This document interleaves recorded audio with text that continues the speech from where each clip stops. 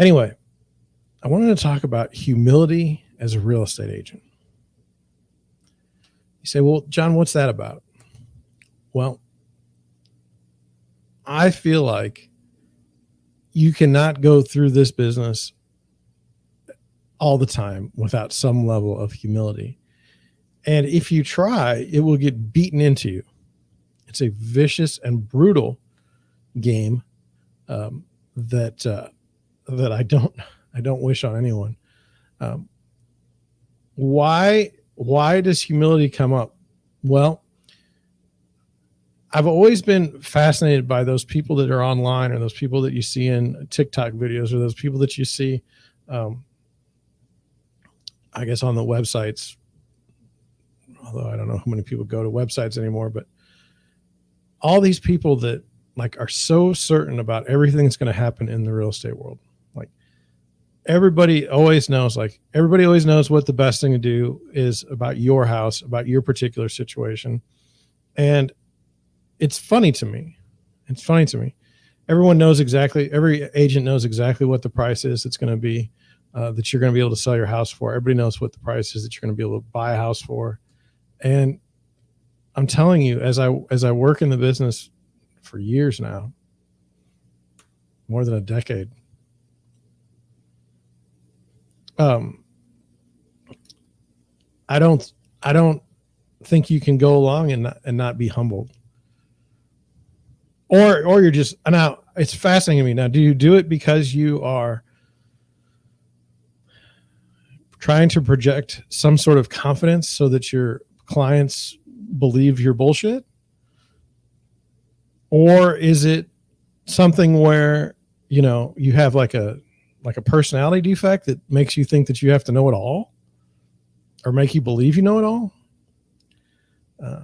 Because I'm not that way, and I've never been that way, but especially now as I work in the real estate world, right now someone could be watching this video and say, I hate that guy. I never want to do business with him ever. Like, they will just call someone down the street. They just want nothing to do with you. So it's always a calculated risk to put yourself out there. But to put yourself out there as some sort of expert in everything. Now, I'm not an expert in anything. I don't believe that. I just go about my day. I take in the information that I see, and then I make decisions on whether or not I think that they're valid or not. And so I'm not saying I want to teach you how to think. I'm showing you how I think. And so in the real estate world, there are many times when you are humbled. A lot of times, if you're not confident, I feel like, with yourself and with your clients, it can lead to a bunch of disasters. And let me go over one of the scenarios that just happened to me recently. Well, recently we had a house that went active status. Showings were set for Saturday morning. Most properties today are, showings start on Friday, offers due Sunday night or Monday, and then offer accepted down the road. Well, people are jumping the gun now, and now it's somebody puts in an offer, they accept the offer without even, without anything. Well, in this particular case, that's exactly what happened. I showed the house. My buyers had made a decision like 7:00 at night. I didn't want to write an offer at 7 at night on a Saturday night. I've been busy working all day, and I had till tomorrow. And so when I went to go see it the next day to start writing it up, the house was already pending. Now, I had talked to the agent. I said, look, if you're going to accept an offer, let me know, and I'll write one real quick so that you have some, you have something to work with. Didn't get a call. They didn't seem to care. Not good on professional courtesy, but whatever. What I was saying in that conversation was, I am going to write an offer. Not I'm thinking about writing an offer. It's like, I'm going to write an offer. I just prefer to do it when I'm fresh in the morning. To be fair, something happened. Something happened with that house, because there's no way. It was pending in the morning. So that means that they were almost ready to take an offer that afternoon, and just no one told me. It is what it is, but it made me look bad in front of the eyes of my clients, my buyers, because they're like, man, we could have had that house. Now, to be honest, they probably wouldn't have gotten the house. this market has been so bad in St. Louis that they probably wouldn't have gotten the house. But at the same time, I'm looking, there's some level of humility there. Like, I was wrong. No one likes to admit they're wrong. I'm a little bit better at it than most. So, that's where the humility comes in. There's also humility on the listing side. Like, what happens when someone calls 4 agents, okay? And you're one of the agents that didn't get the listing. But they don't tell you didn't get the listing. They just end up listing it with the other person, and you just see it online for the first time.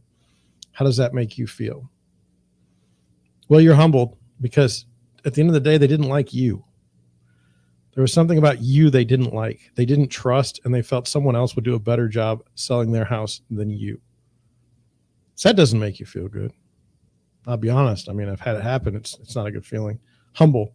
So that's one of the reasons why I know it sounds bad, but I tend to not get too up or too down if I do get a listing over somebody else, because we've all been there and it sucks.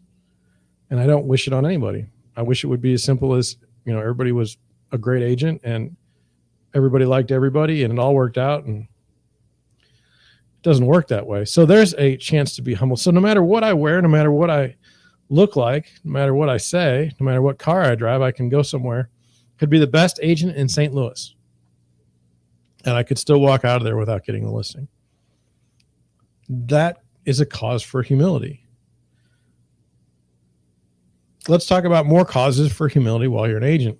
Let's say you're representing a buyer and you see something wrong with the property during an inspection. So you tell the buyer, I think we have to ask them to fix it, or we're going to have to leave the house. And so we put on the inspection sheet, you need to fix this. And the seller comes back and says, piss off. We're not fixing it. Well, now you get to do the thing you don't want to do and back out of the contract. Now I can't buy the house because of that. Now, on the other side, if you're the seller's agent, let's say you've got another offer that comes in after the fact and it's higher than the one you should have accepted. Do you go ahead and during the inspection, when somebody says, hey, we want you to fix X, Y, and Z, you tell them no, and then hope that they get out of that, hope that they leave the deal so you can work with somebody else? That's not a good idea. In my opinion, it's not a good idea. It's a lot of trouble. It's predicated on the idea that somebody else is going to write an offer again after they've been shunned. Not many people like to do that. But in this case, the humility comes from accepting that you can't, there's no gamesmanship here. There's something seriously wrong with the house, and the sellers decided that they're not going to make any repairs or concessions. That's okay, but you get this humility. It's very it's very humbling when you look at your bank account at the end of the month and you haven't sold anything, you haven't represented any buyers, and so your bank account hasn't moved in a month. And if it does move, it moves down. So there's a lot of humility that is required, in my opinion, to be a real estate agent. Now, maybe you don't have any of these problems as a real estate agent. Maybe you only list luxury homes, and maybe you only have to sell like 2 a year. That's a pretty good life. Good for you. I'm happy for you. It's not the one that I'm in. No, the one that I'm in. So anyway, I was curious about your thoughts. Now, you can put them in the chat, or you can put them in the comment section. What do you think? What do you think about humility with agents? Would you want an agent that's humble, that's gonna tell you things like as straight as they possibly can, or do you want someone that's absolutely void of any sort of humility? I'm just curious.